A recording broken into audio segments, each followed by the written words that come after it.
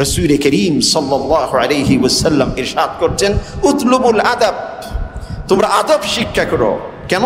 ফাইন্নাহা জিয়াদাতুন feel আকল, এটা মানুষের আকল, মানুষের বুদ্ধিকে বৃদ্ধি করে। ওয়া দালিলুন আলাল মারুওয়া, নিজের ব্যক্তিত্বের প্রমাণ, নিজের ভিতরে যে মানবতা বোধ আর রয়েছে এটার অন্যতম প্রমাণ হচ্ছে সভ্যতা, আদব, কার্টেসি। আরো বলছেন ওয়ামুনিসুন ফিল ওয়াহশা, কোন ব্যক্তির পৃথিবীতে কেউ নেই, কোন ব্যক্তির ভাই নেই, বোন নেই, বাবা মারা গেছেন, মা মারা গেছেন, চাচা নেই, তিনি একা একই জীবিত আছেন, কিন্তু ওই ব্যক্তির কাছে যদি আদব থাকে, কার্টেসি থাকে, সভ্যতা থাকে, সমাজের সকলেই তাকে আপন করে নেবেন, তাকে কখনো সে যে একা একই এইটুকু সে বুঝতে পারবে না। রাসূল করিম সাল্লাল্লাহু আলাইহি ওয়াসাল্লাম বলছেন। আরো বলছেন ওয়াসাহিবুন ফিল গুরবা, একজন ব্যক্তি যখন সফরে থাকে তার সাথে কেউ থাকে না, কিন্তু সেই ব্যক্তির যদি আদব থাকে, কার্টেসি থাকে, সভ্যতা থাকে, ভদ্রতা থাকে, সে ব্যক্তি সফরে নিজেকে একা একই মনে করবেন না, তার জন্য সকলেই পরিবারের সদস্যজন তার সাথে রয়েছে, তার এমনটি মনে হবে, কারণ তার আদব, তার সভ্যতা সকলকে তার আপন করে নেবে। আরো বলছেন ওয়ামালুন ফিল কিল্লা, যদি কোনো ব্যক্তির অর্থ নেই, অভাবে পড়েছেন, এক সময় একজন ব্যক্তির অনেক টাকা পয়সা ছিল, অর্থবিত্ত ছিল, কিন্তু তিনি মানুষের সাথে সুন্দর আচরণ করেছেন, তার মধ্যে ভদ্রতা ছিল, সভ্যতা ছিল, মানুষকে মূল্যায়ন করার সেই স্বভাব, সেই আচরণ তার মধ্যে বিদ্যমান ছিল। আর সেই ব্যক্তি যখন কখনো অভাবে পড়ে যাবে, তার অর্থ, বিত্ত সবকিছু হাতছাড়া হয়ে যাবে, তখন সেই ব্যক্তি সকলের কাছে সম্মানিত হবেন, তার কাছে মনে হবে না আমি এখন অভাবের মধ্যে আছি, কারণ সকলেই তাকে সহযোগিতা করার জন্যে, পরিবারের সদস্য হিসেবে আপন করে নেবার জন্যে তার দিকে সকলেই ছুটে আসবে। ونحن على ذلك من الشاهدين والشاكرين والحمد لله رب العالمين.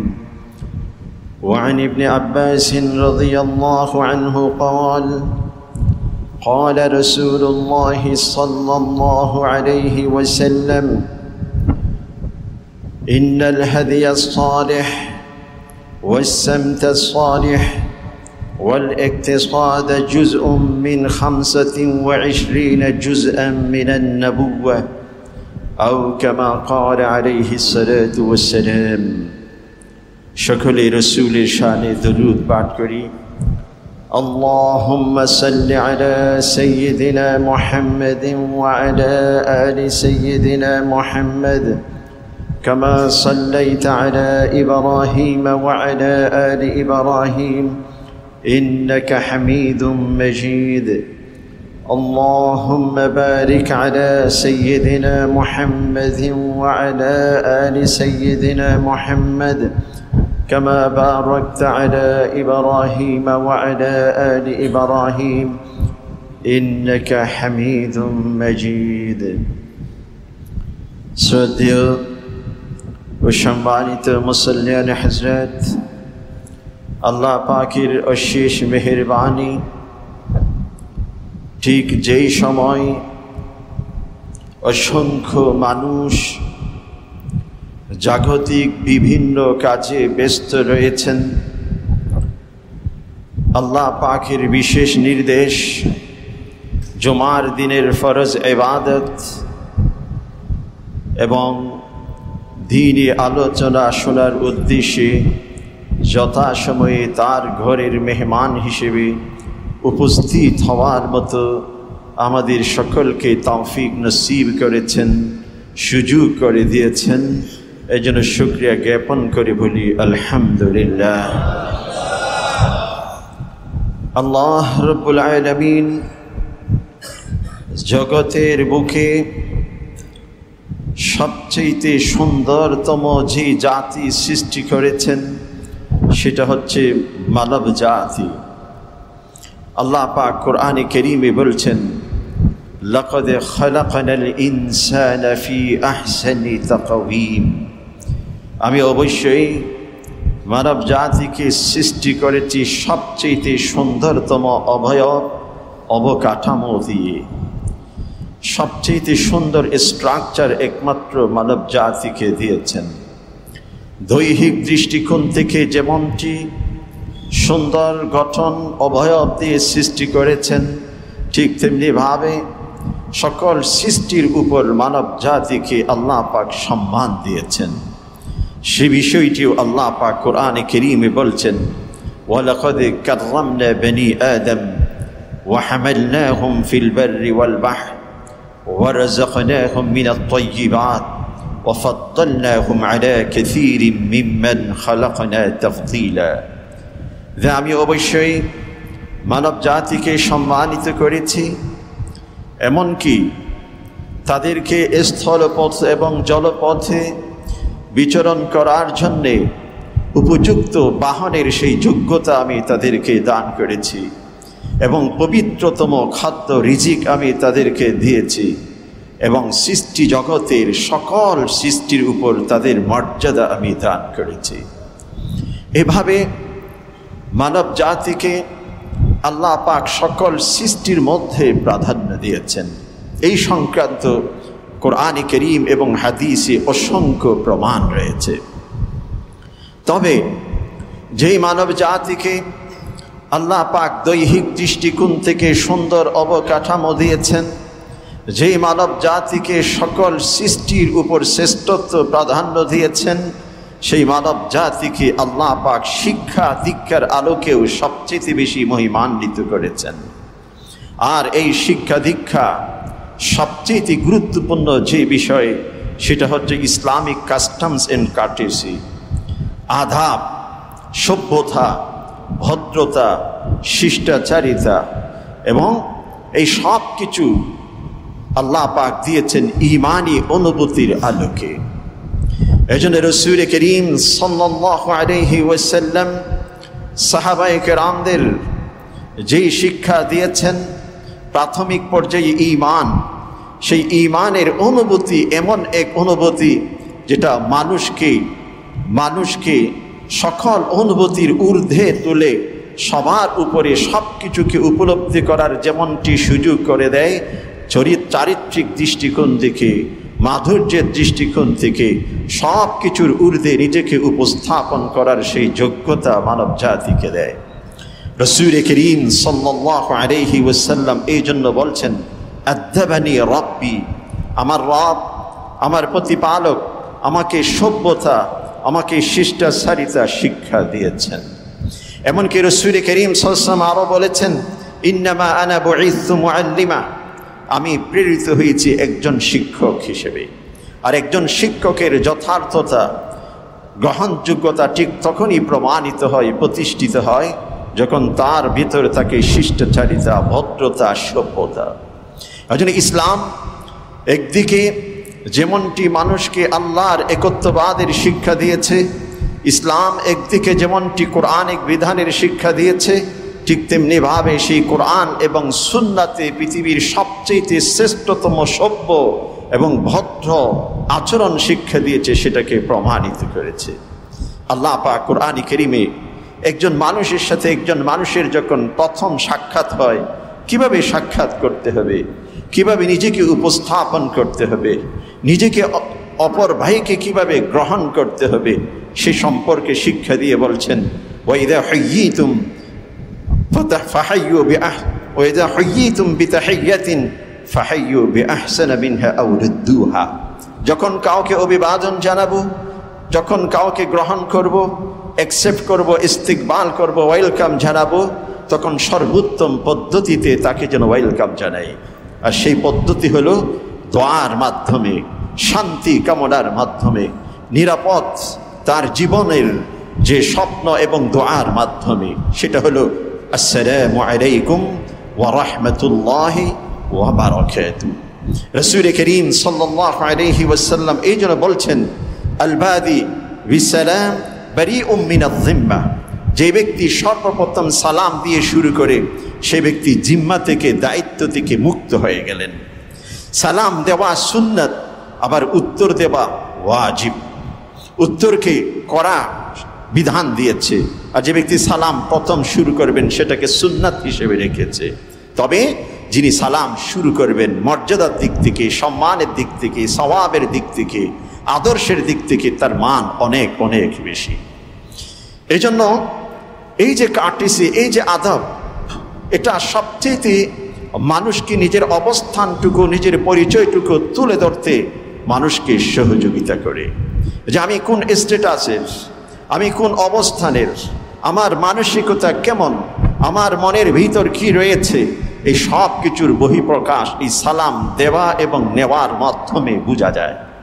রাসূল করিম সাল্লাল্লাহু আলাইহি ওয়াসাল্লাম বলেছেন, যে ব্যক্তি ঘরে প্রবেশ করবেন তিনি সালাম দিবেন, যিনি ঘরে বসে আছেন তিনি নয়। রাসূল করিম সাল্লাল্লাহু আলাইহি ওয়াসাল্লাম এটা বলেননি যিনি ঘরে বসে আছেন তিনি কি ছোট না বড়, তিনি উচ্চ পদের অধিকারী না নিম্ন পদের অধিকারী, তিনি অর্থের দৃষ্টিকোণ থেকে সবচেয়ে বেশি অর্থের মালিক না কম অর্থের মালিক, এই পার্থক্য রাসূল করিম সাল্লাল্লাহু আলাইহি ওয়াসাল্লাম করেননি। বরং যিনি প্রবেশ করবেন তিনি সালাম দিবেন। স্বামী স্ত্রীকে সালাম দিবেন, স্ত্রী স্বামীকে সালাম দিবেন, মা বাবা সন্তানকে সালাম দিবেন, সন্তান মা বাবাকে সালাম দিবেন। উঁচু নিচু পার্থক্য করেননি, ছোট বড় পার্থক্য করেননি। তবে যিনি আগে সালাম দিবেন তার মর্যাদা, তার সম্মান, তার আদব, তার কাট্রিসি, তার মানসিকতা, তার যে নিরহংকার এক অনুভূতি, এটার বহিঃপ্রকাশ ঘটে। এগুলো হচ্ছে আদব। এজন্য বুখারী শরীফের সবচেয়ে বেশি ব্যাখ্যা গ্রন্থ, যেই গ্রন্থটি বিশ্বব্যাপী প্রসিদ্ধ, যিনি রচয়িতা আল্লামা ইবনে হাজার আসকালানী রহমতুল্লাহি আলাইহি, তিনি আদব, কাটেসি, কাস্টমস এটার পরিচয় দিয়ে একটি সুন্দর বাক্য বলেছেন, ইস্তেমালু মা ইউহমাদু কওলান আও ফি'লা, যে এমন আচরণ, এমন ব্যবহার যার মাধ্যমে, যার কাজে, কথা সব কিছুতে মানুষ প্রশংসা করতে বাধ্য হয়, এমন কাজটির নাম হচ্ছে আদব, এমন কাজটির নাম হচ্ছে সভ্যতা, এমন কাজটির নাম হচ্ছে ভদ্রতা।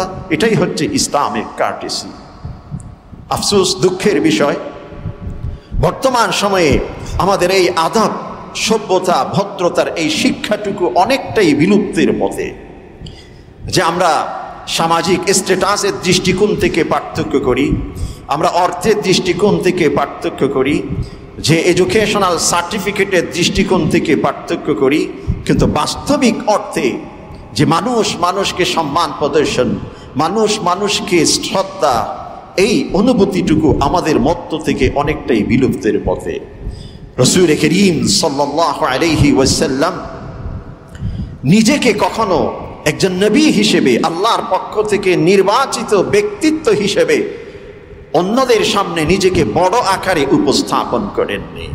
বরং যত বেশি নিজেকে ছোট করা যায়, যত বেশি নিজের বিনয়কে প্রচার করা যায়, তত বেশি রাসূল করিম সাল্লাল্লাহু আলাইহি ওয়াসাল্লাম বিনয়ের সাথে নিজেকে উপস্থাপন করেছেন।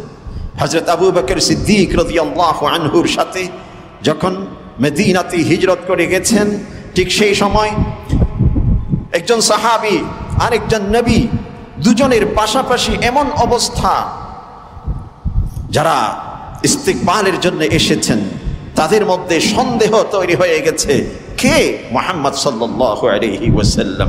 সকলে আবু বকর সিদ্দিক রাদিয়াল্লাহু আনহুর সাথে মুসাফা করতে শুরু করেছেন, তাকে ইস্তিকবালের জন্য এগিয়ে যেতে শুরু করেছেন। পরক্ষণে বুঝতে পেরেছেন ইনি মুহাম্মদ সাল্লাল্লাহু আলাইহি ওয়াসাল্লাম নন, নবী ইনি নন, নবী হচ্ছেন তার পাশে যিনি আছেন তিনি। অর্থাৎ রাসূল করিম সাল্লাল্লাহু আলাইহি ওয়াসাল্লাম নিজেকে বিনয়ের সাথে উপস্থাপন করেছেন, নিজেকে বড় আকারে উপস্থাপন করেননি। এমনকি সাহাবাদের মধ্যেও সেই শিক্ষা ছিল। একজন সাহাবী আব্বাস রাদিয়াল্লাহু আনহুকে একজন জিজ্ঞাসা করছেন, মান আকবার আনতা আমিন নবী সাল্লাল্লাহু আলাইহি ওয়াসাল্লাম, আপনি বলুন তো আপনি বড় না আল্লাহর নবী বড়? তিনি উত্তর দিয়েছেন, হুয়া আকবার ওয়া আনা উলিদতু ক্বাবলাহ, যে তিনি অনেক বড়। রাসূল করিম সাল্লাল্লাহু আলাইহি ওয়াসাল্লাম নবী হিসেবে অনেক বড়, অথচ বয়সে তিনি ছোট। তিনি উত্তর দিচ্ছেন, যখন প্রশ্ন করেছেন আপনি বড় না নবী বড়, তখন তিনি উত্তর দিচ্ছেন, হুয়া আকবার, নবী আমার চেয়ে অনেক বড়, ওয়া আনা উলিদতু ক্বাবলাহ, তবে আমি তার পূর্বে জন্মগ্রহণ করেছি। এক ধরনের নিজের বড়টুকু বলে দিয়েছেন, আবার নবীর প্রতি সম্মান, শ্রদ্ধা, রেসপেক্ট এইটুকু তিনি প্রমাণ করেছেন। এটাই হচ্ছে ইসলামিক কার্টেসি। এজন্য যে আহনাফ বিন কাইস একজন গবেষক, তিনি বলছেন, একজন রাবি বর্ণনাকারী, তিনি বলছেন যে আদব হচ্ছে আল আদব নূরুল আকল কাদ্দুই নূরুল বাসার, যে আমাদের চোখের দৃষ্টি আছে। একজন ব্যক্তির চোখে কোনো প্রবলেম নাই, কোনো সমস্যা নেই, তিনি পরিপূর্ণ চোখের দৃষ্টি সম্পন্ন সুস্থ একজন মানুষ। আর সেই দৃষ্টি সম্পন্ন একজন ব্যক্তি যদি অন্ধকারে দাঁড়ায়, তার সামনে লিখিত কোনো কিছু দেওয়া হয়, তিনি পড়তে পারবেন না। চোখের দৃষ্টি আছে ঠিকই, কিন্তু আলো তার প্রয়োজন হবে। ঠিক তেমনি ভাবে একজন ব্যক্তির বিবেক আছে, বুদ্ধি সম্পন্ন একজন মানুষ, সেই ব্যক্তির যদি আদব না থাকে, কাটেসি না থাকে, তাহলে তার বুদ্ধি তার বিবেকের প্রমাণ আর হইল না। যেমনটি ওই দৃষ্টি সম্পন্ন ব্যক্তি অন্ধকারে দাঁড়ানোর কারণে, চতুর্দিকে অন্ধকার, আলো যখন নিভে গেছে, তার সামনে যেমনটি লিখিত কোনো কিছু দেওয়া হয়, তার সামনে যদি কোনো একজন ব্যক্তি দাঁড়িয়ে থাকে, তিনি চোখের দৃষ্টি থাকা সত্ত্বেও যেমনটি অন্য আলোর মাধ্যমে সহযোগিতা না পাওয়ার কারণে তিনি যে দৃষ্টি সম্পন্ন একজন মানুষ, সেটা বোঝা যাচ্ছে না, যেন তিনি দৃষ্টিহীন একজন মানুষ। ঠিক তেমনি ভাবে একজন ব্যক্তির বুদ্ধি আছে, একজন ব্যক্তি বুদ্ধি সম্পন্ন, কিন্তু তার মধ্যে কাটেসি নেই, তার মধ্যে কাস্টমস নেই, তার মধ্যে আদব নেই, তার মধ্যে সভ্যতা নেই, তার মধ্যে ভদ্রতা নেই, তিনি যেন একজন বোকা ব্যক্তি।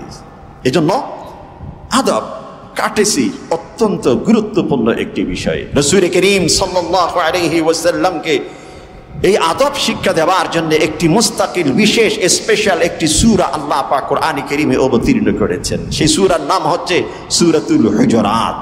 হুজরা শব্দের অর্থ হচ্ছে রুম, যে আমরা যে কোনো রুমে, যে কোনো প্রকোষ্ঠে, যে কোনো ঘরে আমরা বসবাস করি, এটার নাম হচ্ছে হুজরা, আর বহুবচন হচ্ছে হুজুরাত। আল্লাহ পাক প্রথম আয়াতে বলছেন, ইয়া আইয়ুহাল্লাযীনা আমানু, হে মুমিনগণ, লা তুকদ্দিমু বাইনা ইয়াদাইল্লাহি ওয়া রাসূলিহি, তোমরা আল্লাহ এবং আল্লাহর রাসূলের সামনে অগ্রসর হইও না। ওয়াত্তাকুল্লাহ, এই বিষয়ে আল্লাহকে ভয় করো। ইন্নাল্লাহা সামিউন আলীম, আল্লাহ সবকিছু শোনেন, তিনি সবকিছু জানেন। আল্লাহ এবং আল্লাহর রাসূলের সামনে অগ্রসর না হওয়ার অর্থ হলো এই, রাসূলকে সম্মান প্রদর্শন করো, বড়কে সম্মান প্রদর্শন করো। এজন্য আরেক হাদিসের মধ্যে আছে, মান লাম ইয়ারহাম সাগীরানা ওয়া লাম ইউআক্কির কাবীরানা ফালাইসা মিন্না, যে ব্যক্তি ছোটের প্রতি স্নেহের সাথে একজন ছোট্টকে গ্রহণ করতে জানেন না, বড়র প্রতি সম্মান প্রদর্শন করতে জানেন না, সে ব্যক্তি আমার উম্মতের অন্তর্ভুক্ত নয়। এটা অত্যন্ত গুরুত্বপূর্ণ বিষয়। এজন্য আমাদের মুরব্বীরা এই সমস্ত বিষয়গুলো শিখিয়ে গেছেন, যে একটি ঘরে যখন মেহমান আসে, এক জায়গাতে যখন বড় এবং ছোটরা বসে, যে একজন হচ্ছে ভাতিজা, একজন হচ্ছে আমার ছোট্ট ছেলে, আরেকজন হচ্ছে আমার বড়জন, কে কিভাবে বসবে, কে পা ঝুলিয়ে বসবে না পা গুটিয়ে বসবে, এগুলো মুরব্বীরা শিক্ষা দিয়েছেন। এক সময় দাদা নানারা এই সব কিছু শিক্ষা সন্তানদেরকে ধরে বসতেন, শিক্ষা দিতেন, কিন্তু বর্তমান এই সব কিছু বিলুপ্তির পথে। যে আমার অর্থ হয়েছে, আমি অনেক শিক্ষাগত সার্টিফিকেট অর্জন করেছি, আমার একজন চাচা, আমার একজন মামা, আমার একজন খালু, আমার একজন সম্মানিত শ্রদ্ধেয় মুরব্বী প্রতিবেশী, তার সামনে আমাকে কিভাবে বসতে হবে, নিজেকে কিভাবে উপস্থাপন করতে হবে, এই ভদ্রতা, এই সভ্যতাটুকু আমরা শিখতে পারি না। আমার সার্টিফিকেট আমাকে পা খুলে দেয়, আমার সার্টিফিকেট আমাকে পা ঝুলানোর শিক্ষা দেয়, আমার সার্টিফিকেট বড়র সামনে বিনয়ের সাথে বসার শিক্ষাটুকু আমার থেকে তুলে নেয়। এটার কারণ ওই আদব, ওই সভ্যতা, ওই ভদ্রতার শিক্ষা আমরা অর্জন করতে পারিনি। ইবনে আব্বাস রাদিয়াল্লাহু আনহুর একটি হাদিস, রাসূল করিম সাল্লাল্লাহু আলাইহি ওয়াসাল্লাম ইরশাদ করছেন, উতলুবুল আদাব, তোমরা আদব শিক্ষা করো। কেন? ফাইন্নাহা জিয়াদাতুন ফিল আকল, এটা মানুষের আকল, মানুষের বুদ্ধিকে বৃদ্ধি করে। ওয়া দালিলুন আলাল মারুওয়া, নিজের ব্যক্তিত্বের প্রমাণ, নিজের ভিতরে যে মানবতা বোধ আর রয়েছে, এটার অন্যতম প্রমাণ হচ্ছে সভ্যতা, আদব, কাটেসি। আরো বলছেন, ওয়ামুনিসুন ফিল ওয়াহশা, কোনো ব্যক্তির পৃথিবীতে কেউ নেই, কোনো ব্যক্তির ভাই নেই, বোন নেই, বাবা মারা গেছেন, মা মারা গেছেন, চাচা নেই, তিনি একা একই জীবিত আছেন, কিন্তু ওই ব্যক্তির কাছে যদি আদব থাকে, কার্টেসি থাকে, সভ্যতা থাকে, সমাজের সকলেই তাকে আপন করে নেবেন, তাকে কখনো সে যে একা একই এইটুকু সে বুঝতে পারবে না। রাসূল করিম সাল্লাল্লাহু আলাইহি ওয়াসাল্লাম বলছেন, আরো বলছেন, ওয়াসাহিবুন ফিল গুরবা, একজন ব্যক্তি যখন সফরে থাকে তার সাথে কেউ থাকে না, কিন্তু সেই ব্যক্তির যদি আদব থাকে, কার্টিসি থাকে, সভ্যতা থাকে, ভদ্রতা থাকে, সে ব্যক্তি সফরে নিজেকে একাই কি মনে করবেন না, তার যেন সকলেই পরিবারের সদস্যজন তার সাথে রয়েছে, তার এমনটি মনে হবে, কারণ তার আদব, তার সভ্যতা সকলকে তার আপন করে নেবে। আরো বলছেন ওয়ামালুন ফিল কিল্লা, যদি কোনো ব্যক্তির অর্থ নেই, অভাবে পড়েছেন, এক সময় একজন ব্যক্তির অনেক টাকা পয়সা ছিল, অর্থবিত্ত ছিল, কিন্তু তিনি মানুষের সাথে সুন্দর আচরণ করেছেন, তার মধ্যে ভদ্রতা ছিল, সভ্যতা ছিল, মানুষকে মূল্যায়ন করার সেই স্বভাব, সেই আচরণ তার মধ্যে বিদ্যমান ছিল। আর সেই ব্যক্তি যখন কখনো অভাবে পড়ে যাবে, তার অর্থ বিত্ত সব কিছু হাতছাড়া হয়ে যাবে, তখন সেই ব্যক্তি সকলের কাছে সম্মানিত হবেন, তার কাছে মনে হবে না আমি এখন অভাবের মধ্যে আছি, কারণ সকলেই তাকে সহযোগিতা করার জন্য, পরিবারের সদস্য হিসেবে আপন করে নেবার জন্য তার দিকে সকলেই ছুটে আসবে। রাসূল করিম সাল্লাল্লাহু আলাইহি ওয়াসাল্লাম এই জন্য বলছেন উতলুবুল আদাব, তোমরা এই সভ্যতা, এই কার্টিসি শিক্ষা গ্রহণ করো।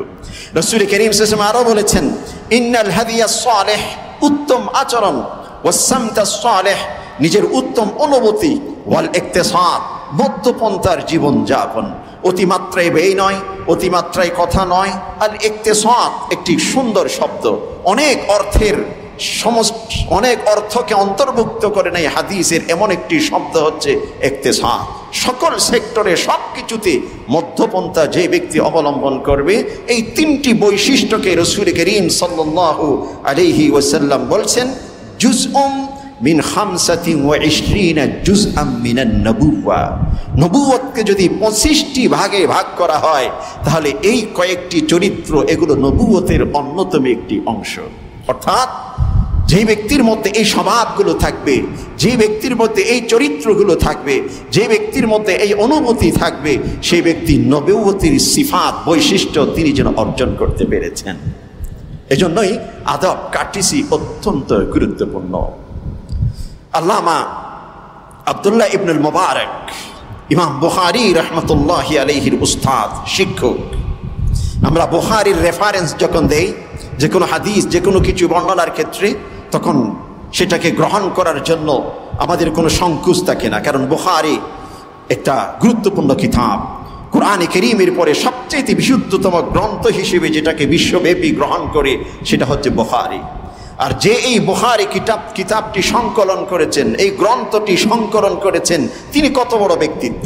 তার শিক্ষক, তার উস্তাদ আব্দুল্লাহ ইবনুল মুবারক, তিনি বলছেন যে আল্লামতুল আদাবা 30 সানা ওয়া আল্লামতুল ইলমা 20 সানা, আমি এই সভ্যতা, এই ভদ্রতা, এই কার্টিসির শিক্ষা গ্রহণ করেছি 30 বছর, আর এমনি স্বাভাবিক জ্ঞান অর্জন করেছি 20 বছর।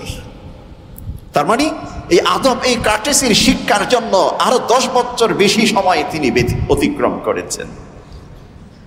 আব্দুল্লাহ ইবনে ওমর রাদিয়াল্লাহু আনহু তিনি বলছেন তাআদ্দাবু সুম্মা তাআল্লামু, আগে আদব গ্রহণ করো, অতঃপর তুমি জ্ঞান অর্জন করো। আগে আদব, তারপর জ্ঞান। এজন্য আদব, কার্টিসি এটা অত্যন্ত গুরুত্বপূর্ণ একটি বৈশিষ্ট্য।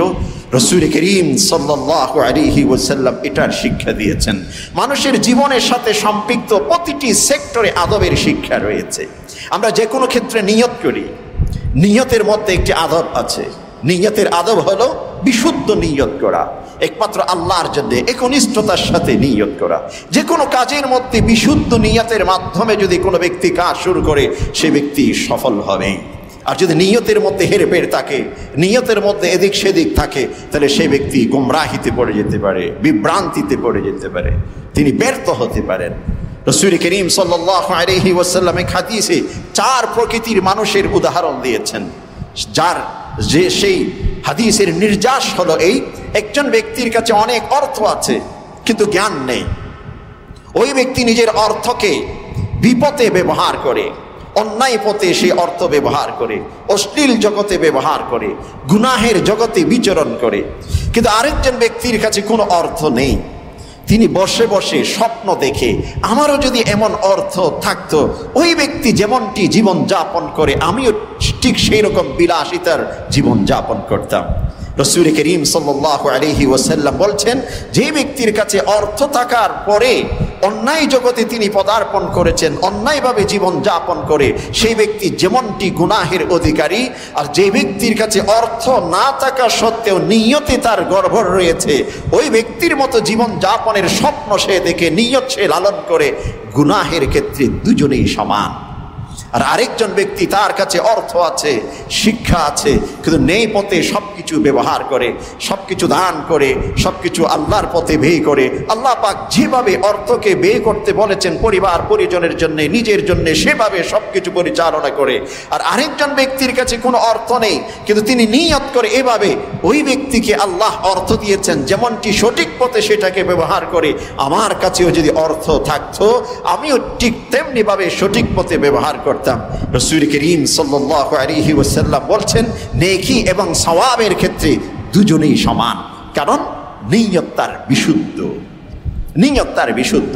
আর হাদিসের মধ্যে রাসূল করিম সাল্লাল্লাহু আলাইহি ওয়াসাল্লাম ইরশাদ করছেন, মান তাজাওয়াজা ইমরাআতান, কোন ব্যক্তি কোন একজন নারীকে বিয়ে করেছেন, লা ইয়ানভি আন ইউআদ্দিআ মুহরা, সে নিয়তের সময় তার মোহরটুকু আদায় করার তার নিয়ত ছিল না। আমাদের সমাজে অনেক সময় অনেকে এমনটি করেন যে বিয়ে করে মোহর আদায় করার নিয়ত তার মধ্যে নেই, অথবা এত পরিমাণ মোহরের পরিমাণ ধরে সেটা আদায় করা তার পক্ষে সম্ভব নয়।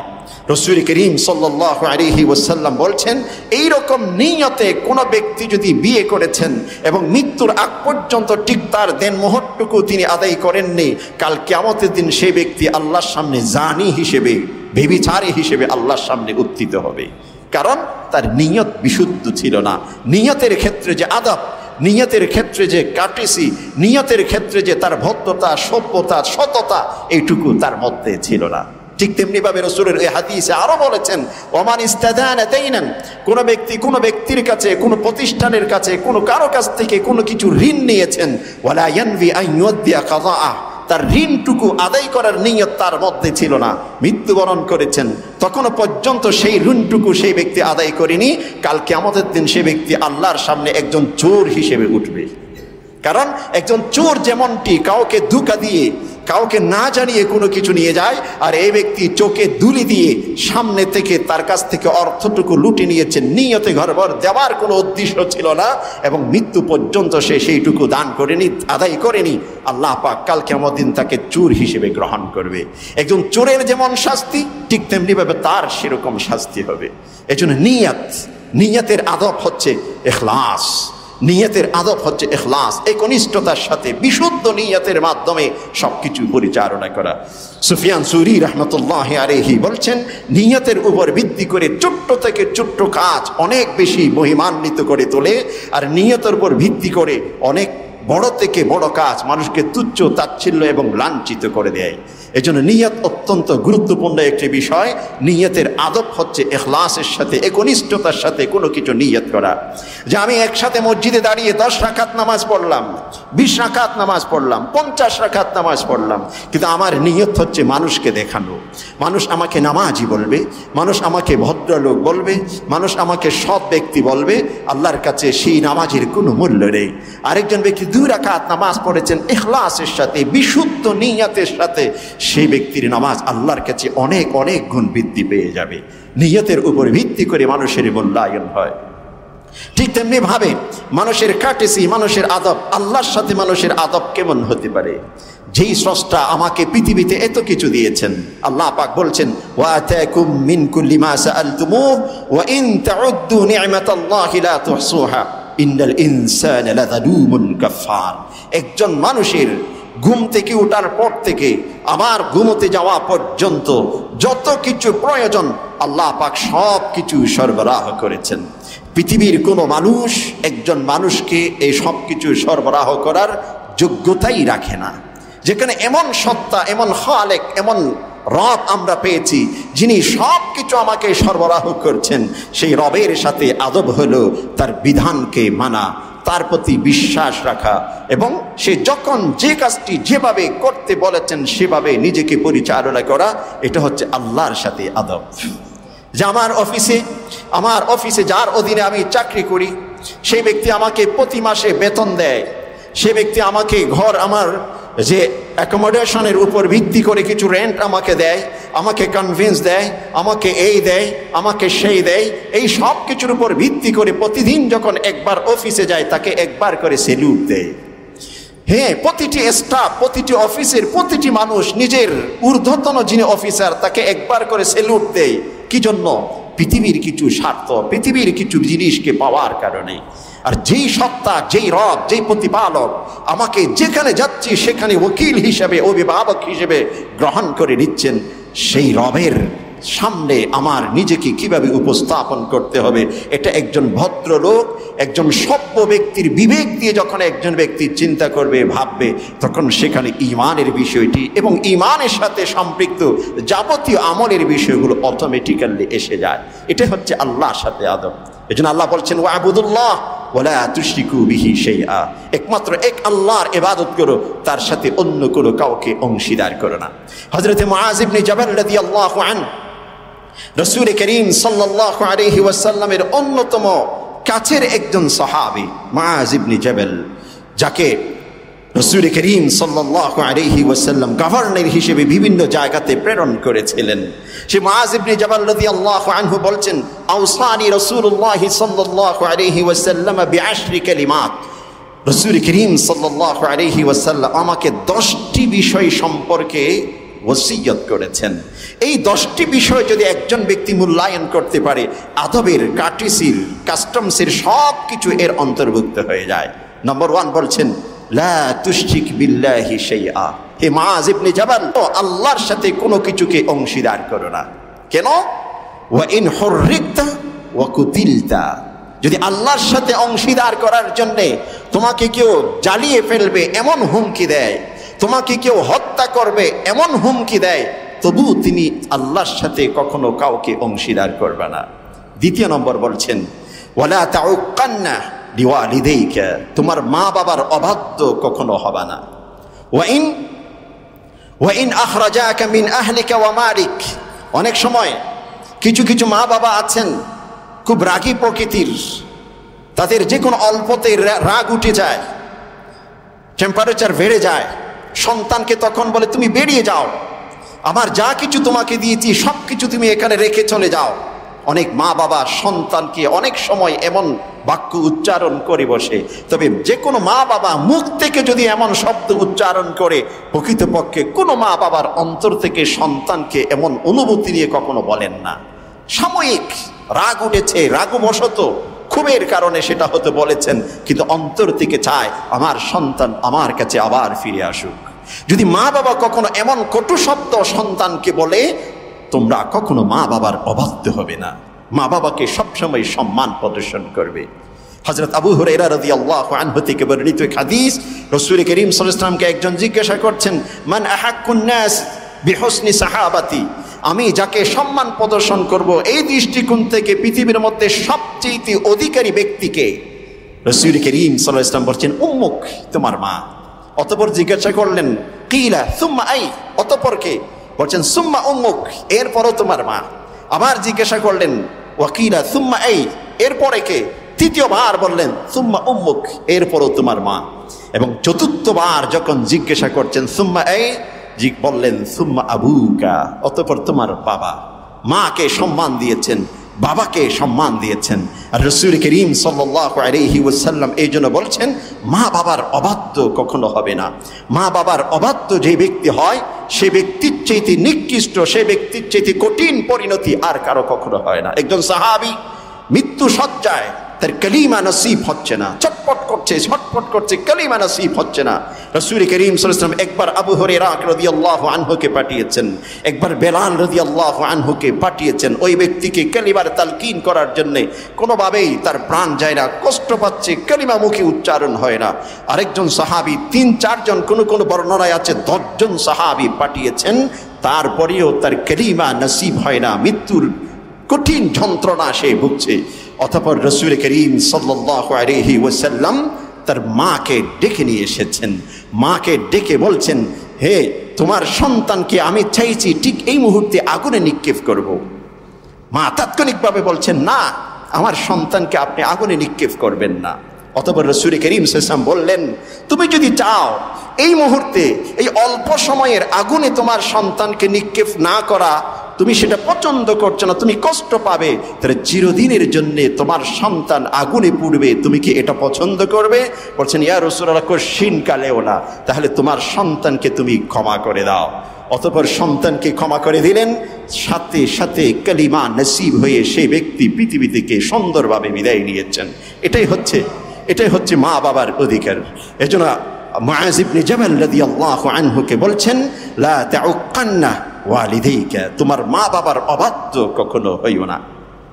এরপর বলছেন রাসূল করিম সাল্লাল্লাহু আলাইহি ওয়াসাল্লাম মুআয ইবনে জাবালকে, ওয়ালা তাতরুকান্না সালাতান মাকতুবাতান মুতাআম্মাদা, তুমি কশিন কালেও ফরজ নামাজ ইচ্ছাকৃতভাবে ছেড়ে দিবে না। কশিন কালেও ফরজ নামাজ ইচ্ছাকৃতভাবে ছেড়ে দিবে না। কেন? রাসূল করিম সাল্লাল্লাহু আলাইহি ওয়াসাল্লাম বলছেন, মান তারাকা সালাতান মাকতুবাতান মুতাআম্মাদা, যেই ব্যক্তি ইচ্ছাকৃতভাবে ফরজ নামাজ ছেড়ে দেয়, আল্লাহ পাক তার গজব তার উপর নামতে থাকে, সেই ব্যক্তি জাহান্নামী হয়ে পৃথিবী থেকে যেতে পারে। এজন্য ইচ্ছাকৃতভাবে ফরজ নামাজ কশিন কালেও ছাড়া যাবে না। ইচ্ছাকৃতভাবে যদি কোনো ব্যক্তি ঘুমের কারণে ঘুমিয়ে পড়েছেন, জাগতে পারেননি, নামাজের সময় অতিক্রম হয়েছে, সাথে সাথে যখন উঠে যাবেন নামাজ পড়ে দিবেন। তবে এমনটি ধারাবাহিকভাবে করা যাবে না যে প্রতিদিন ফজরের নামাজের সময় আমি ঘুমন্ত অবস্থায় থাকি, আর যদি আমি এক্সকিউজ হিসেবে উপস্থাপন করি আমি ঘুম থেকে উঠতে পারিনি, এই জন্য 8টায় 7টায় নামাজ পড়েছি, এই এক্সকিউজ, এই অপারগতা আল্লাহর কাছে গ্রহণযোগ্য হবে না। যদি কখনো হঠাৎ হয়ে গেছে, কদাচিৎ হয়ে গেছে, সেটা আল্লাহ পাক হয়তো কবুল করতে পারেন। এরপর 4 নম্বর বলছেন, ওয়ালা তাশরাবান্না খামরা, তুমি কখনো মদ পান করো না। কেননা যে ব্যক্তি মদ পান করবে সেই ব্যক্তি এমন অবস্থায় পৌঁছাবে, তার বিবেক, তার বুদ্ধি সবকিছু বিলুপ্ত হয়ে যায়, যার দরুন সে যে কোনো কাজ করতে বাধ্য হতে পারে। ফাইন্নাহু রাসি কুল্লি ফাহিশা, সকল অশ্লীলতার মূলে হচ্ছে মদ পান। মদ পানের মাধ্যমে মত্তপয়ী হয়ে, বিবেকহীন হয়ে, ভারসাম্যহীন হয়ে এমন কোনো কাজ নাই একজন ব্যক্তি করতে পারে। সারা বিশ্বের মধ্যে সকল অশ্লীলতার পিছনে যে জিনিসটি সবচেয়ে বেশি ভূমিকা রাখে সেটা হচ্ছে মদ, শরাব। এমনকি শুধুমাত্র যে চারিত্রিক দৃষ্টিকোণ থেকে তাই নয়, স্বাস্থ্যগত দৃষ্টিকোণ থেকে বিশ্বব্যাপী ওয়ার্ল্ড হেলথ অর্গানাইজেশনের যে রিপোর্ট, জরিফের ভিত্তিতে যেটা দেখা যায়, বিশ্বব্যাপী সবচেয়ে বেশি মারাত্মক রোগে আক্রান্ত হয় মদ্যপানের কারণে। এমনকি এইডসের চাইতে বেশি মারাত্মক, ক্যান্সারের চাইতে বেশি মারাত্মক রোগে আক্রান্ত হতে পারে মদ পানের মাধ্যমে। এজন্য রাসূল করিম সাল্লাল্লাহু আলাইহি ওয়াসাল্লাম বলছেন, ওয়ালা তাশরাবান্না খামরান, কশিন কালো কখনো তোমরা মদ পান করো না। ফাইন্নাহু রাসি কুল্লি ফাহিশা, সকল অশ্লীলতার মূলে এটাই ভূমিকা রাখে। এরপর বলছেন, ওয়া ইয়াকা ওয়াল মাসিয়া, তুমি গুনাহে লিপ্ত হইও না। ফাইন্না বিল মাসিয়াতি হাল্লা সাখতুল্লাহি আযজা ওয়াজাল, যে ব্যক্তি যে কোনো গুনাহ করার সময় নিজেকে কন্ট্রোল করতে পারে না, নিয়ন্ত্রণ করে না, যেন তেনভাবে যে কোনো গুনাহের কাজ, এটা কি ভালো কাজ না মন্দ কাজ পার্থক্য করে না, যখন গুনাহে লিপ্ত হয়ে যায় সে ব্যক্তির জন্য আল্লাহর পক্ষ থেকে অভিশাপ অবধারিত হয়ে পড়ে। এরপর বলছেন, ওয়া ইয়াকা ওয়াল ফিরার মিনাদ দাহাব, যুদ্ধের মাঠ থেকে তুমি কখনো পলায়ন করো না। ওয়া ইন হালাকান নাসু কুল্লাহ, যে যুদ্ধে মাঠে আমি যুদ্ধ করতে গেছি, সেখানে 100 জন সৈন্য আছে, 2000 সৈন্য আছে, মরতে মরতে শহীদ হতে হতে সকলেই শহীদ হয়ে গেছে, আমি একা বেঁচে আছি, তবু তুমি পলায়ন করবে না। রাসূল করিম সাল্লাল্লাহু আলাইহি ওয়াসাল্লামের নির্দেশ। এজন্য যুদ্ধ নানা প্রকৃতির যুদ্ধ হয়ে থাকে, অস্ত্রের যুদ্ধ হয়, বুদ্ধিভিত্তিক যুদ্ধ হয়, সকল সেক্টরে এটা কিন্তু চলমান। রাসূল করিম সাল্লাল্লাহু আলাইহি ওয়াসাল্লাম বলেছেন, আল জিহাদু মাদিন ইলা ইয়াউমিল কিয়ামা, যে জিহাদ এটা কিয়ামত পর্যন্ত চলতে থাকবে। বাইনাল ইসলামি ওয়াল কুফর, ইসলাম এবং কুফরের যে যুদ্ধ এটা কিয়ামত পর্যন্ত চলতে থাকবে। এর বিরোধে যেগুলো শাখা প্রশাখা ভিত্তিক হয়, এগুলো হচ্ছে এক একটি রূপ ধারণ করে আমাদের সামনে আসে। প্রকৃতপক্ষে সার্বিক যুদ্ধ হচ্ছে এই দুটোর মাঝখানে। এরপর রাসূল করিম সাল্লাল্লাহু আলাইহি ওয়াসাল্লাম 3টি বিষয়ে শেষের দিকে বলেছেন অত্যন্ত গুরুত্বপূর্ণ, যেটা পারিবারিক জীবনের সাথে সম্পৃক্ত, তার মধ্যে অন্যতম একটি হচ্ছে, ওয়ালা তারফা আনহুম আসাকা ওয়া আনফিক আলা আয়ারিক মিন তুলিক, যে তোমার যেইটুকু শক্তি সামর্থ্য আছে, যোগ্যতা আছে, এই আলোকে তোমার পরিবার পরিজনের জন্য তুমি ব্যয় করো।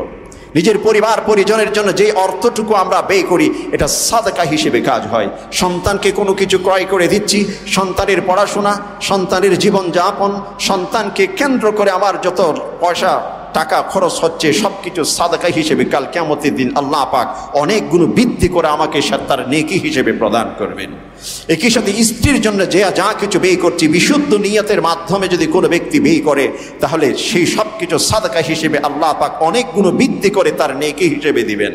তবে হ্যাঁ, কোনো ব্যক্তির যদি নিয়তের মধ্যে এদিক সেদিক থাকে তার ব্যতিক্রম হতে পারে, অথবা স্ত্রী সন্তানকে অব্যয়ী অন্য পথে চলার জন্য কোনো অর্থ যদি দিয়ে থাকে সেটাও কিন্তু ভিন্নভাবে তাকে জবাবদিহিতার সম্মুখীন হতে হবে।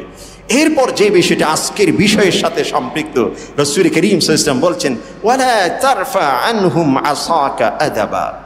হে মুআয ইবনে জাবাল, তোমার পরিবারের সদস্য, তোমার সন্তান সন্ততি, তোমার ভবিষ্যৎ প্রজন্ম, যাদের খরচ, যাদের সব কিছু তুমি ব্যয় করো, তাদেরকে আদব শিক্ষা দেওয়ার ক্ষেত্রে লাঠি কখনো তুমি হাত থেকে ছাড়বে না। ওয়ালা তারফা আসাকা আনহুম আদাবা। হে মুআয ইবনে জাবাল, আল্লাহর রাসূল পৃথিবীর শ্রেষ্ঠতম মানব, আল্লাহ পাক যাকে নির্বাচন করে প্রেরণ করেছেন, তার প্রিয়তম সাহাবীকে বলছেন তোমার হাতের লাঠিটুকু তুমি ছেড়ে দিও না তোমার পরিবারের সন্তানদেরকে আদব শিক্ষা দেবার ক্ষেত্রে। যতক্ষণ পর্যন্ত তারা সোজা হবে না, সোজা পথে চলবে না, তোমার লাঠি হাত থেকে ছাড়বে না। ওয়ালা তারফা আসাকা আনহুম আদাবা। এবং এরপর বলছেন ওয়া আখিফহুম ফিল্লাহ, এবং সকলের অন্তরে আল্লাহর ভয়ের বীজ রোপণ করবে। আমার সন্তানকে পৃথিবীর সব কিছু শিক্ষা দিলাম, কিন্তু আল্লাহর ভয়ের বীজটুকু তার অন্তরে আমি রোপণ করতে পারলাম না, তাহলে আমি তাকে কিছুই দিতে পারলাম না। এই জন্য মুআয ইবনে জাবালকে রাসূল করিম সাল্লাল্লাহু আলাইহি ওয়াসাল্লাম এই 10টি নসিহত করেছেন, যে 10টি নসিহতের মধ্যে আদব অত্যন্ত গুরুত্বপূর্ণ। একই সাথে রাসূলের সাথে আমার কি আদব, রসুলের এক একটি সুন্নাহকে গ্রহণ করা।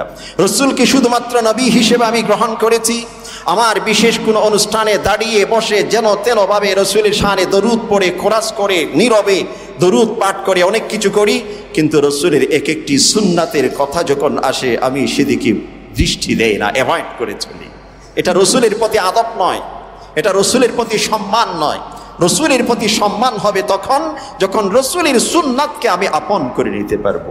আমার খাবার টেবিলে, খাবার দস্তরখানে, আমার বসার ধরনে, আমার কথা বলার ধরনে, আমার শব্দ চয়নে, আমার হাঁটা, আমার উঠা, আমার বসা, আমার ঘুম, আমার বাথরুম, আমার পোশাক পরিধান পরিচ্ছেদ, সকল সেক্টরে যদি আমি রসুলের সুন্নাহকে আপন করে নিতে না পেরেছি তাহলে বোঝা যাবে রসুলের প্রতি আমার সম্মান প্রদর্শন হচ্ছে না। রসুলকে আমি মৌখিকভাবে মানুষের সামনে হয়তো বলছি, কিন্তু অন্তর থেকে আমি রসুলকে ভালোবাসতে পারিনি। এই জন্য তো বলেছেন লা ইউমিনু আহাদুকুম হাত্তা আকুনা আহাব্বা ইলাইহি মিন ওয়ালাদিহি ওয়া ওয়ালাদিহি ওয়ান নাসি আজমাইন। কোন ব্যক্তি ততক্ষণ পর্যন্ত পরিপূর্ণ মুমিন হতে পারবে না যতক্ষণ পর্যন্ত রসুল তার মা বাবার চাইতে, তার সন্তানের চাইতে, তার সাথে সম্পৃক্ত পৃথিবীর সকল মানুষের চাইতে তার কাছে সবচেয়ে বেশি প্রিয় ব্যক্তিত্ব হিসেবে তিনি গ্রহণ করতে পারবেন না। আর একজন প্রিয় ব্যক্তিত্ব হিসেবে গ্রহণ করার অর্থ হলো এই, রসুল যেভাবে জীবন যাপন করেছেন, চলেছেন, সকল সেক্টরে সেভাবে গ্রহণ করা। এটাই হচ্ছে রসুলের প্রতি সম্মান। কোরআনের প্রতি সম্মান, কোরআনের প্রতি সম্মান এটাও কিন্তু আদবের অন্তর্ভুক্ত। কোরআনকে কিভাবে সম্মান করব? শ্রদ্ধেয় মুসল্লিন হযরত, আপনাদের সকলের সামনে মসজিদের সহযোগিতা বক্স যাচ্ছে। আমরা মসজিদে বেশি বেশি অনুদানের মাধ্যমে, সহযোগিতার মাধ্যমে এই ফান্ডকে সমৃদ্ধ করতে চেষ্টা করব। আল্লাহ পাক আমাদের সকলকে তৌফিক নসিব করুন। যে কোরআনের প্রতি আদব, কোরআনকে যেমনটি পবিত্র অবস্থায় গ্রহণ করব, কোরআনকে বেশি বেশি তিলাওয়াত করা। সাহাবায়ে কেরাম কোরআনে কারীমকে তিলাওয়াত করত, যে এক সপ্তাহে দৈনিক একটি সূচি রাখতেন কিভাবে কোরআন তিলাওয়াত করা যাবে। আল্লাহ পাক পৃথিবীর মধ্যে যত নেয়ামত দিয়েছেন তার মধ্যে অত্যন্ত গুরুত্বপূর্ণ একটি নেয়ামত হচ্ছে কোরআন। অত্যন্ত গুরুত্বপূর্ণ নেয়ামত হচ্ছে কোরআন। এমনকি মানব সৃষ্টির পিছনে যে লক্ষ্য উদ্দেশ্য সেটাও হচ্ছে কোরআনের সাথে সম্পৃক্ত। এজন্য আল্লাহ পাক সূরাতুর রহমানে বলেছেন আর রহমান আল্লামাল কোরআন। আর রহমান খালাকাল ইনসান আগে বলেননি, আগে বলেছেন আল্লামাল কোরআন, যে আল্লাহ পাক যে তিনি হচ্ছেন অসীম দয়ার অধিকারী, তিনি অসীম দয়ার অধিকারী, সেটার প্রমাণ কি? তিনি আমাদেরকে কোরআন শিক্ষা দিয়েছেন। তিনি অসীম দয়ার অধিকারী এই জন্যে নয় যে আমাদেরকে সৃষ্টি করেছেন, তার পূর্বে বলছেন আগে আমি কোরআন শিক্ষা দিয়েছি। তবে সেই কোরআন কাকে? খালাকাল ইনসান, অতঃপর এই কোরআনের উদ্দেশ্যে আমি মানব জাতিকে সৃষ্টি করেছি। আমাদের সৃষ্টির পিছনেও একটি লক্ষ্য উদ্দেশ্য হচ্ছে এই কোরআন, যেখানে এমন একটি গ্রন্থ আমাদের কাছে আসে, বিশ্বের শ্রেষ্ঠতম গ্রন্থ মুসলিম জাতির কাছে আছে। অথচ মুসলিম জাতি সারা বিশ্বব্যাপী সেমিনার, সিম্পোজিয়াম, ডিগ্রি, এই সেই সকল সেক্টরে হাজারো লেখা, হাজারো রচনা, হাজারো আর্টিকেল, হাজারো রিসার্চ, এভরিথিং, অনেক কিছু হচ্ছে। অথচ আমি কোরআনটুকু শুদ্ধ আকারে পড়তে পারি না। কোরআনটুকু যখন খুলে একটি আয়াত আমার সামনে উপস্থাপন করে, যে কথাটুকু ক্লিন্টনের নয়, যে কথাটুকু পৃথিবীর কোনো শক্তিধর নেতার নয়, যেই কথাটুকু পৃথিবীর কোনো বড় শিল্পপতির নয়, যে কথাটুকু কোনো আবিষ্কারকের নয়, যে কথাটুকু হচ্ছে মহান রব্বুল আলামিন, যিনি সমগ্র বিশ্বের সমস্ত জগতের স্রষ্টা, স্বয়ং আমাদের স্রষ্টা, তিনি একটি বাক্য আমাকে দিয়েছেন। ওই বাক্যটুকু বুঝবার মতো যোগ্যতা আমি অর্জন করতে পারিনি, অথচ সারা বিশ্ব আমাকে শিক্ষিত, আমাকে এই, আমাকে সেই, অনেক কিছু দিচ্ছে, আমি কিছুই করতে পারলাম না। তাহলে আমি এখনো পর্যন্ত কোরআনের দৃষ্টিতে ওই সভ্যতাটুকু আমি অর্জন করতে পারিনি। এজন্য আমার সভ্য বিবেক যদি থাকে, তাহলে অবশ্যই কোরআন আমাকে শিখতে হবে, কোরআন আমাকে পড়তে হবে। রাসূল করিম সাল্লাল্লাহু আলাইহি ওয়াসাল্লাম এই জন্য বলছেন যে তুমি কোরআন পড়ো, ইকরাউল কোরআন ফাইন্নাহু ইয়াতি ইয়াউমাল কিয়ামাতি শাফিআন লিআসহাবি। কোরআন পড়ো, কাল কিয়ামতের দিন আমার বন্ধু হিসেবে, আমার সুপারিশকারী হিসেবে যে দাঁড়াবে সেটা হচ্ছে কোরআনে কারীম। পৃথিবীর অন্য কোনো উপন্যাস, পৃথিবীর অন্য কোনো উপাখ্যান, পৃথিবীর অন্য কোনো কিছু আমার পাশে দাঁড়াবে না, একমাত্র কোরআনে কারীম আমার পাশে দাঁড়াবে। এমনকি যে তাফসীরুল মিজান নামে একটি গ্রন্থ, তাফসীর লিখেছেন, যে আল্লামা তাবাতাবাই এই তাফসীরটি লিখেছেন, তিনি সেখানে একটি সায়েন্টিফিক ব্যাখ্যা দিয়েছেন যে কোরআনের এক একটি শব্দ হচ্ছে পৃথিবী চলার এক একটি পাসওয়ার্ড হিসেবে কাজ করে। কিভাবে? যে আমাদের কম্পিউটারে পাসওয়ার্ড দিয়ে থাকি, মোবাইলে পাসওয়ার্ড দিয়ে থাকি, পিন দিয়ে থাকি, যতক্ষণ পর্যন্ত আমার কম্পিউটারে পাসওয়ার্ড আমি দিব না ততক্ষণ পর্যন্ত কম্পিউটার খুলবে না। আর যদি কম্পিউটার আমি চলমান না রাখি, তাহলে কম্পিউটার যখন আবার অফ হয়ে যাবে, সাইলেন্ট মোডে চলে যাবে, স্লিপিং মোডে চলে যাবে, তখন আবার পাসওয়ার্ড দিয়ে আমাকে খুলতে হবে। আর পৃথিবীর মধ্যে এমন একটি সেকেন্ড নাই যেই সেকেন্ডে পৃথিবীর কোনো না কোনো প্রান্তে কোরআনে কারীম তিলাওয়াত হচ্ছে না। যদি এমনটি হতো, পৃথিবী সাইলেন্ট মোডে চলে যেত, আমরা আর পৃথিবীতে এইভাবে জীবনযাপন আমাদের পক্ষে সম্ভব হতো না। কোরআনে কারীমের ব্যাখ্যা গ্রন্থে তিনি সায়েন্টিফিক ব্যাখ্যাতে দিয়ে বলেছেন, কোরআনের এক একটি শব্দ পৃথিবী চলমান থাকার জন্য এক একটা পাসওয়ার্ড হিসেবে কাজ করে, একটা গোপন, এক একটি গোপন কোড হিসেবে কাজ করে কোরআনে কারীমের এক একটি শব্দ। এই যে ছোট ছোট বাচ্চারা গভীর রাত্রিতে উঠে পড়ে, আমরা অনেকে দেখবেন দূর দূর থেকে কোরআনের আওয়াজ শোনা যাচ্ছে রাতের গভীরে, বিভিন্ন হেফজে বিভাগের ছাত্ররা তিলাওয়াত করে। পৃথিবীর এমন কোনো সেকেন্ড, এমন কোনো সময়ের সবচেয়ে ক্ষুদ্রতম যে অংশটুকু পাওয়া যাবে না যেই মুহূর্তে সারা পৃথিবীতে কোনো না কোনো অংশে কোরআনের কোনো শব্দ তিলাওয়াত হচ্ছে না। আর যেদিন এই তিলাওয়াত বন্ধ হবে, সেদিন পৃথিবী ধ্বংস, সাইলেন্ট মোডে চলে যাবে। এই সম্পর্কে অতীতেও বলেছিলাম যে কিয়ামতের পূর্বে আল্লাহ পাক পৃথিবী থেকে ইলমকে তুলে নেবেন, জ্ঞান তুলে নেবেন। যে মসজিদের ইমাম মসজিদে ফজরে সালাত নামাজের উদ্দেশ্যে আসবেন, তখন ইকামত হবে, ইমাম যখন দাঁড়াবে, অতঃপর ইমাম তিলাওয়াত করতে গিয়ে তিলাওয়াত করতে পারবে না, সূরাত ফাতিহা উচ্চারণ করতে পারবে না। অতঃপর অন্য জায়গা থেকে তিলাওয়াত করতে চাইবে, সব কিছু মুছে যাবে, যে মেমোরিতে কিছু নেই, শূন্য। অতঃপর কোনো ব্যক্তি যদি কোরআনের কোনো অংশটুকু না জানে, তাসবিহের মাধ্যমে তিনি নামাজ শেষ করে দিবেন। অতঃপর তিনি নামাজ শেষ করবে, নামাজ শেষ করার পর বুকশেলফ মসজিদে যেমনটি কোরআনের এক একটি কপি থাকে, কোরআনের কপি তিনি খুঁজে খুঁজে বের করবেন, কি হলো, আমি সব সূরা ভুলে গেলাম কিভাবে।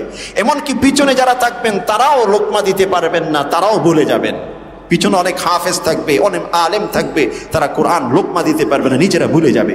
অতঃপর সকলে সম্মিলিতভাবে কোরআনের কপি খুঁজে বের করবে, কি হলো, আমরা কোরআন ভুলে গেলাম কেমনে।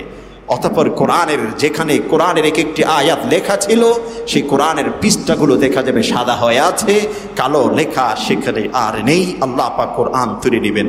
মনে করতে হবে পৃথিবী সাইলেন্ট মোডের দিকে চলে যাচ্ছে, ধ্বংসের দিকে চলে যাচ্ছে, গোয়িং টু বি ডিস্ট্রয়েড। পৃথিবী এখন কিয়ামতের যে ধার প্রান্তে পৌঁছে গেছে।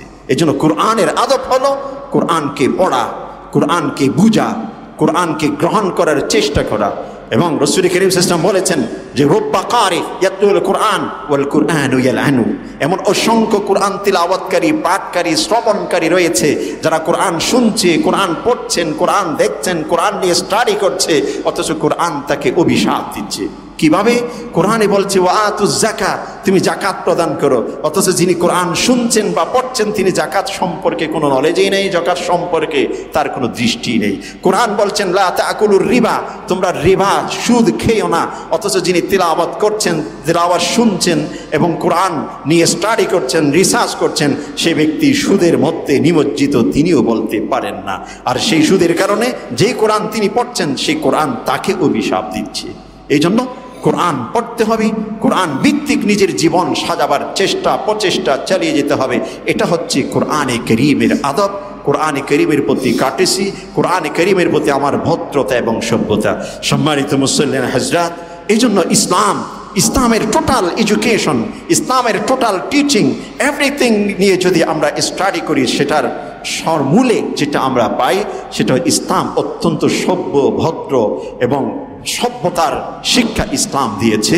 ইসলামের প্রত্যেকটা জিনিস এত বেশি সুন্দর, পৃথিবীর যে কোনো বিবেকবান মানুষ যার সামান্যটুকু বিবেক রয়েছে, শুষ্ক মস্তিষ্ক দিয়ে যে ব্যক্তি সেটা নিয়ে একবার ভাববে যে ইসলামের এক একটি শিক্ষা, এক একটি আদর্শকে আপন করে নিতে বাধ্য হবে। এটাই হচ্ছে ইসলামের খাটিসি, এটাই হচ্ছে আল আদাবুল ইসলামিয়া, আর এগুলোই হচ্ছে আত তালিমাতুল ইসলামিয়া। আল্লাহ পাক আমাদের সকলকে কোরআন এবং সুন্নাহ ভিত্তিক এই বিষয়গুলো স্টাডি করে, এই বিষয়গুলো জেনে সেই ভিত্তিক আমাদের জীবন সাজাবার তৌফিক নসিব করুন। আমিন।